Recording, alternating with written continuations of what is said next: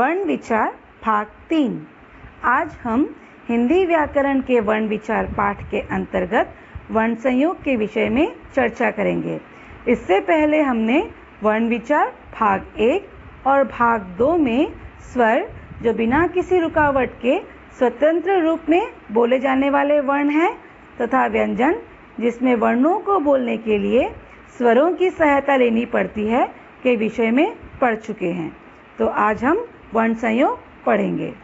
वर्ण संयोग वर्णों के परस्पर मेल को वर्ण संयोग कहते हैं, अर्थात जब एक से अधिक वर्ण आपस में मिलते हैं उन्हें वर्ण संयोग कहते हैं।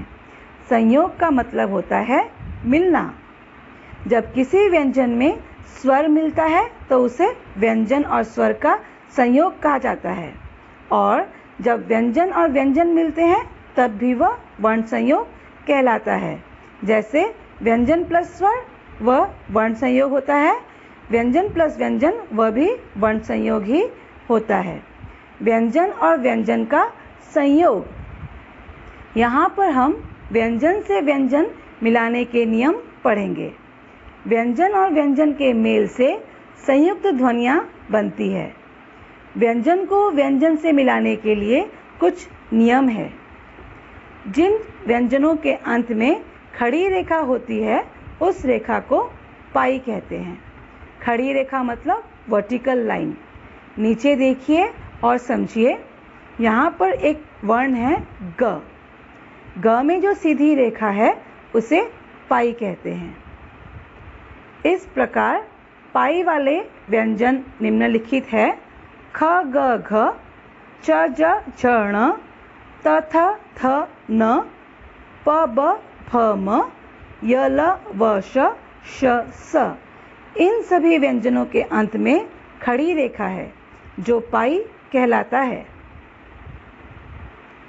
इन पाई वाले व्यंजनों को जब किसी अपने से आगे वाले व्यंजन जो अयुक्त होता है, अयुक्त मतलब उसमें अस्वर होता है, से मिलाते हैं तो इनकी पाई हटा दी जाती है। जैसे ज प्लस य ज राज्य, त प्लस य त्य सत्य, प प्लस त pt सप्ता। तो उदाहरण में आपने देखा कि पहला वाला व्यंजन ज वह स्वर रहित है, अर्थात उसमें स्वर नहीं है, तथा दूसरा वाला व्यंजन य अयुक्त है, अर्थात स्वर अ उसमें है, इसलिए यह पूरा व्यंजन है। जब दोनों का संयोग होता है तब पहले वाले व्यंजन की खड़ी पाई को हटा दी जाती है। इस प्रकार वर्ण संयोग बनता है। नीचे दिए व्यंजन बिना पाई वाले व्यंजन हैं, जैसे छ ट ठ ड ढ द ह। बिना पाई वाले व्यंजन जब किसी अन्य व्यंजन जो अयुक्त होता है अर्थात असहित होता है से मिलते हैं तो पहले व्यंजन में हलन चिन्ह लगाते हैं तथा दूसरे व्यंजन को पूरा लिखते हैं।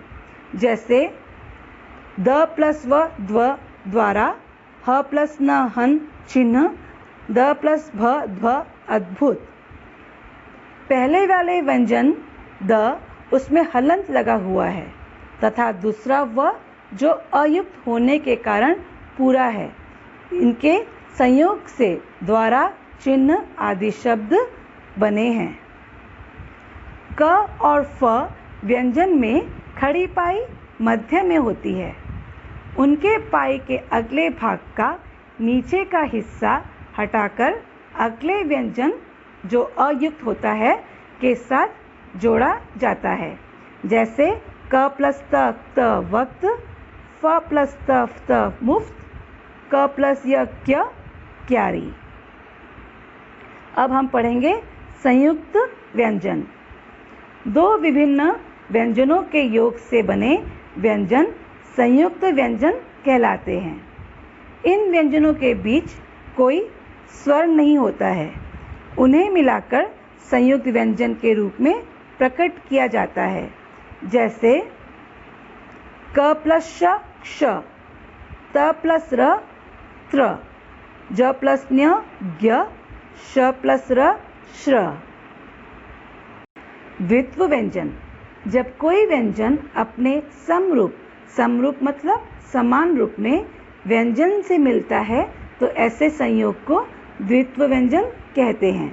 उदाहरण स्वरूप क प्लस क चक्का पक्का, च प्लस च बच्चा सच्चा, त प्लस त पत्ता सत्ता। अंत में ध्यान रखने योग्य बातें, क वर्ग च वर्ग, ट वर्ग त वर्ग तथा प वर्ग पांचों के दूसरे और चौथे वर्णों का द्वित्व नहीं होता है, केवल संयोग होता है।